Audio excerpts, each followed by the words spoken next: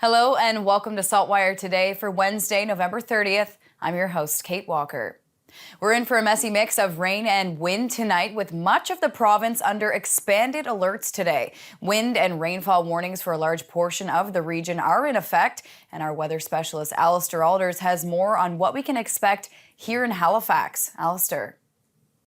Thanks, Kate. Well, it felt like the calm before the storm today in HRM. If you looked outside this morning, you would probably think, well, what storm? But we do have some very wet and windy weather that will be moving in. This is all courtesy of a low pressure system that really won't even track near us. The center will be up in northern Labrador and parts of the Hudson Strait. However, there's going to be a very sharp cold front that will extend from the center of the low pressure, moving across Atlantic Canada, and this front will extend back down into the Gulf of Mexico, so pulling in on some of that Gulf moisture. And there's going to be a very tight pressure gradient along the frontal boundary, so that means very heavy rain and very strong winds for Halifax and all of Nova Scotia. Specifically here in Halifax, I'm thinking the rain, we could see some patchy showers or drizzle this evening. And then the steadier rain arrives near and after midnight and will be heaviest later during the overnight hours into the first part of our Thursday morning. So I do think the commute could be a bit tricky because intense downpours are forecast during this system. So all of that rain coming down at once, the ground not too frozen, but will still have trouble absorbing the water and of course pooling on the roadways. So we could see hydroplaning conditions and even maybe a bit of localized flooding early on our Thursday morning, so take care during the commute. The big story too with the system will be the winds from a southerly direction, gusting 70 up to 100 kilometers per hour, maybe even a bit higher along exposed areas of the coastline. So keep that in mind. Winds will be strongest during the rain. So later this evening into the overnight hours and into very early Thursday morning, winds do diminish behind the front, becoming westerly, but still gusting 40 to 70 kilometers per hour late morning and throughout the rest of the day. This rain does taper off Thursday mid to late morning, and then we do start to see some gradual clearing behind it. But it is going to be having an impact on the entire province, and we'll have a full timeline of what you can expect weather-wise coming up in just a bit. Thank you, Alistair, and we'll check back in with him in a little bit in the weather section. Nova Scotia Power is playing it cool about news that Premier Tim Houston has called on the Utility and Review Board to reject a negotiated deal on power rates. A spokeswoman for the utility said today that NSP will let the board do its work and determine whether the settlement is in public interest. Last week, NSP reached the agreement with the interveners in its general rate application before the board that would see a residential customer rate increase of 13.7% by 2024. Houston wrote a letter to the board late Monday calling for the deal to be set aside. NSP said today it believes the agreement is in the best interest of Nova Scotians. A vigil was held in Halifax last night by the LGBTQ+ community to honor the lives of those lost in a recent mass shooting in a gay nightclub in Colorado. The vigil was organized by the NSCDA Queer Collective and was held in the Granville Street courtyard. Around 200 people braved the cold to listen to speeches and held a moment of silence to remember the 5 victims who were killed and at least 20 others that were injured at Club Q in Colorado Springs when a gunman opened fire 10 days ago. As queer people, we face so much backlash just trying to exist, walking down the streets. Like, for me to go into a grocery store dressed the way I want to, people are going to be looking at me funny. But when I walk into a queer club or a queer space, like, I get celebrated. And that's something that we really, really need as queer people. We've been fighting for so long that we don't really get the time to take to celebrate all the challenges that we've really overcome. When everybody else wants to push us back down. Police in Colorado say they do believe the victims were targeted because they identified as queer and trans. Here in Halifax, it hits home for many who are part of the LGBTQ+ community.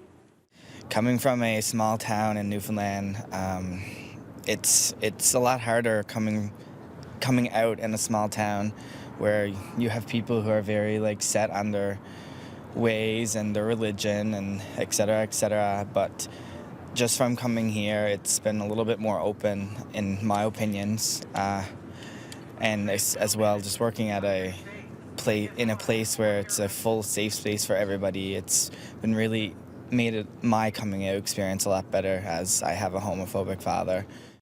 Rogers and Mahar will be part of a Club Q fundraiser happening on December 11th at 9 p.m.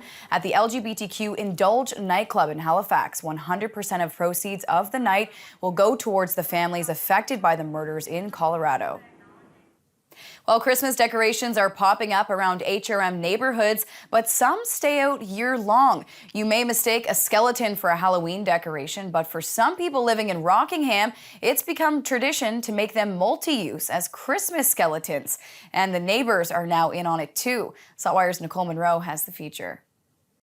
It started out of laziness. Now it's become a tradition. It was then that he started to stray from the Halloween theme when his family threw a Santa hat on his head and called it a day. Now, the Harris family has a lineup of holiday outfits that will be rolled out throughout December. The skeleton residing at 43 Flamingo Drive recently made his debut in a red dress, cinched tightly around his narrow waist, Santa hat, and microphone in hand for his first holiday look, Mariah Clary. And for those who take Flamingo Drive on their daily commute or are planning to head over to see Clarence themselves, they're in for a treat. Clarence has a 12-foot skeleton neighbor, Mr. Skelly Bones. Katie Hebb and her husband debuted their own giant skeleton next door to Clarence earlier this year, and he too will be outside all year round. Mr. Skelly Bones has put his own twist on the Christmas season, and similar to Clarence, will be changing his outfits for the holidays to come. In Halifax for the SaltWire Network, I'm Nicole Monroe. Making it to 100 years old is nothing short of impressive, and one man in Yarmouth has just celebrated his 105th birthday. The community gathered at the Yarmouth Legion Branch 61 this week to wish the Second World War veteran a happy birthday. SaltWire's Tina Camo has more from the party. Happy birthday, dear Jim. Happy birthday to you. Family, friends, veterans, Legion members, and others gathered at the Yarmouth Legion Branch 61 on November 28th to wish Second World War veteran James Jim McCrae a happy 105th birthday. McCrae, described by his family and others as a true gentleman, was awarded the Distinguished Flying Cross for his service during the war after he and his crewmates were shot down by a German U-boat. Despite their successful attack on the submarine, they were still left adrift in the North Atlantic, during which time 3 of McCrae's squadron members died before they were ultimately rescued by Allied forces. Still, McCrae's love of aircrafts never ended. After the war, he was a co-founder and operated a flying school in Yarmouth. He also contributed to the community in other ways too, including through his involvement in the sport of curling. Reverend Bill Newell described his admiration for McCrae during the veteran's birthday party, which also saw him receive many other accolades as well. One of the servicemen said to me, he said, most of the time, he says, you see the Distinguished Flying Cross in the museum, not on someone's chest. And that kind of impacted me, and I thought, wow, being shot down by the same sub that they sunk, and to survive that long in the North Atlantic, I mean, incredible. There are 74 cards here from various members on the wing. There were a number of them apparently that were mailed as well. The big one today, Jim, is the happy 105th birthday from the wing commander and the wing chief. So they recognize that this is a pretty big milestone. That and the fact that he does have the Distinguished Flying Cross. And as far as we know, one of the last ones that's on a living recipient. So that's quite an accomplishment. On behalf of all of the Legionnaires in the province of Nova Scotia, Nunavut, man, I want to certainly wish you a happy 105th birthday. Congratulations to Jim McCrae in celebration of your 105th birthday.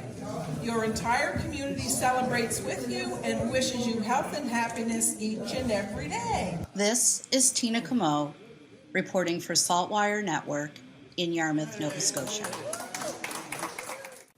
It's time now for a glimpse of today's Thinking Out Loud with Sheldon McLeod. Today, Sheldon is speaking with Carrie Copeland about Make Your Move at Work, a program promoting health and wellness.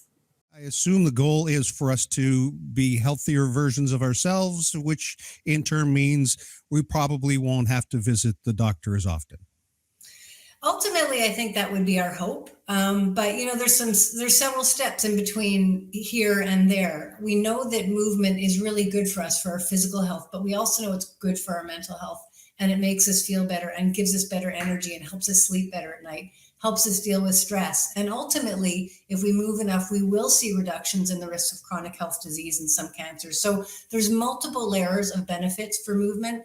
And unfortunately, we live in a society where sedentary behavior is the norm for most of our waking times. I mean, if you think about it, we get in our cars, if we work out of the home, we get in our cars, go to work, sit in a chair, drive home, come home, we're exhausted, stressed, bored, whatever. We sit in front of a screen for the rest of the night. And so no one is to blame as individuals for that. So that's why we need to set in place some systems and practices that will help us just insert movement throughout the day, little bits of movement. We don't have to join the gym or buy a pair of running shoes and train for a marathon to get health benefits from movement. As much as that stuff is awesome and really good for us, and a lot of people love to do it, many people don't have capacity or interest or the resources to do that. And so if we shrink the change, we say, hey, you don't have to do that stuff right off the bat, even ever. How about if you just walk to the mailbox instead of driving, or take the stairs instead of the escalator?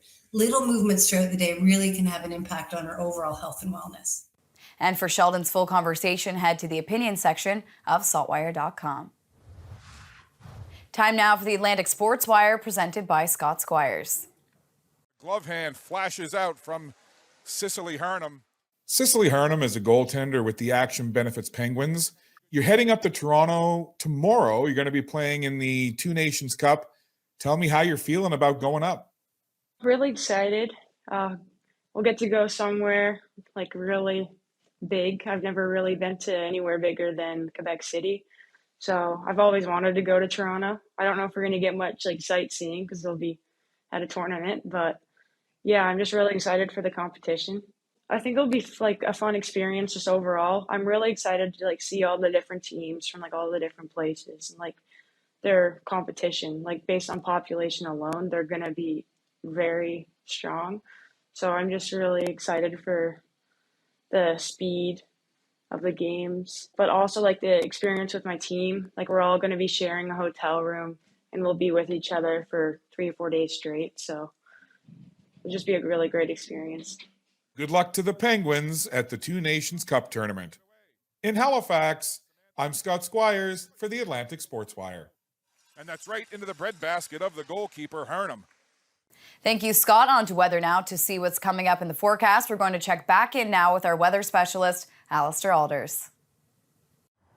Hi again, Kate. Well, this impending wind and rainstorm will have an impact on the entire province, and let's break it down with your weather timeline. We'll start off with precipitation and temperature. And you can see we have some patchy showers around to start the evening, but as the frontal boundary starts to approach the region, the rain starts to spread into southwestern Nova Scotia this evening. It arrives in Halifax near and after midnight and then spreads eastward across the remainder of the province into Cape Breton during the overnight hours. The rainfall intensity will increase as that frontal boundary starts to cross the province. So the heaviest rain expected in the Halifax area during the overnight hours into early on Thursday morning, and the heaviest rain will be over Cape Breton as you go through Thursday morning. Now, it's a fast-moving boundary, so we start to see the rain tapering off in the southwest corner of the province on our Thursday morning. It should end in the Halifax area by the mid to late morning, certainly by the lunch hour, and then if you're in the eastern half of the province in Cape Breton, the rain should clear out mid to late afternoon, certainly by the evening. However, winds will shift over to the west, and that is the perfect setup for some sea effect showers and flurries, most likely over Cape Breton and parts of the north shore of Nova Scotia, but we could even see a few bands develop off the Bay of Fundy. So that is certainly something we should watch. Temperatures will be falling, so there could be some icy spots as we go Thursday night into Friday, but generally a clearing trend as high pressure will be arriving. Let's take a look at the rainfall outlook, and you can see I'm going with a general 10 to 30 millimeters of rain because not everyone will get into the heaviest rain. I think parts of the valley and the North Shore will escape the heaviest totals. However, there will be amounts in the range of 30 up to 60 plus millimeters of rain, especially along the Atlantic coast of Nova Scotia from Yarmouth County through Halifax to the eastern shore and across most of Cape Breton. So certainly that's not a whole lot of rain for what we're, say, used to in a typical rain event, but a lot of this rain will be coming down over a very short time frame, so we do need to be concerned for localized flooding and pooling on the roadways. The other big story is the wind, and take a look at the wind projection timeline. You can see we'll have widespread winds gusting 70, 80, up to 90, even 100 kilometers per hour as we go later this evening during the overnight hours and then into Thursday morning. Now, winds could top 140 kilometers per hour in parts of the Cape Breton Highlands between Margaree Harbour and Bay St. Lawrence. So that is something just to keep in mind, the enhancement from the southeast wind, the lace sweats there. So just keep that in mind. But generally, peak wind gusts here in Nova Scotia will be in the range of 70 up to 100 kilometers per hour. As that front moves off towards the east and crosses Newfoundland, winds will shift to the west. And really, they will still be strong as we go throughout the day on Thursday and Thursday night, gusting 40 up to 70 kilometers per hour. So while winds do diminish, it will still be very breezy and gusty as we go through Thursday afternoon and night. And as I mentioned earlier, that could develop some sea effect flurries or showers off the west-facing coastlines. Certainly it's not uncommon to have this type of weather in late November into December, but certainly a lot of rain over a very short period of time and a very strong wind gust that could top 100 kilometers per hour for many of us. So certainly we do need to be on the lookout for potential power outages with this next system. Kate. Thank you, Alistair. That's all for now. For more extended video and full online articles, stay tuned to saltwire.com. And you can find us on Instagram and Twitter at SaltWire Today. I'm your host, Kate Walker. Thank you for joining us, and we'll see you back here tomorrow.